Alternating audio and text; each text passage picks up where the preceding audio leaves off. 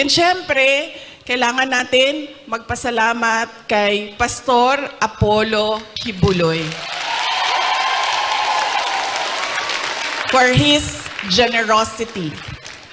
Alam nyo, bumisita ako sa kanya nung siya ay nasa hospital, sa Pasig Hospital. Sabi niya sa akin, kung hindi ako nakulong, kung hindi ako inoppress, pinahirapan, hindi ko maisip na tumakbo para tumulong sa mga nakakulong, sa mga pinapahirapan at sa na-oppress. Sabi niya, tama lang na ganito ang nangyari dahil naliwanagan ako at napaabot sa akin ang mensahe na kailangan kong tumakbo bilang senador para tumulong sa mga nahihirapan at pinapahirapan.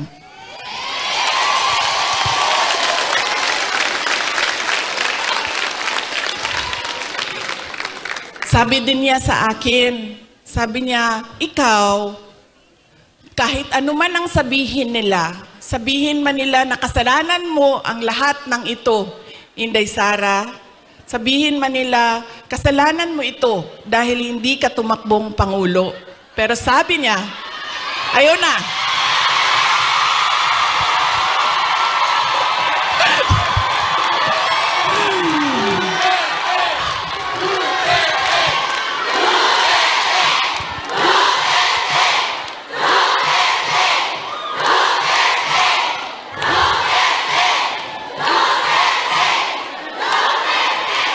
Pero sabi niya, makinig tayo kay Pastor Apollo Kibuloy dahil siya ang araw-araw nagbabasa ng Bible.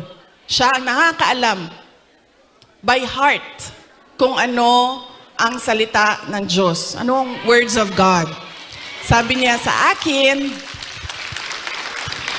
sabi niya, ganitong nangyari sa buhay ko. Sabi niya, Inday Sara, ganyan din nangyari sa buhay mo dahil hindi pwede na ikaw ang mauna at sila ang sumunod. Dahil wala ng katapusan. Dapat sila ang mauna at ikaw ang sumunod.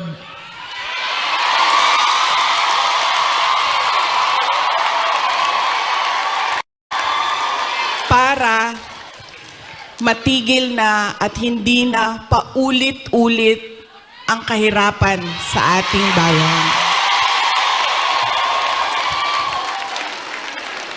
Kaya nung sinabi niya sa akin yon, hindi na masyadong masakit. Masakit pa rin sa akin pag nakakarinig ako ng kasalanan mo yan lahat, Inday Sara.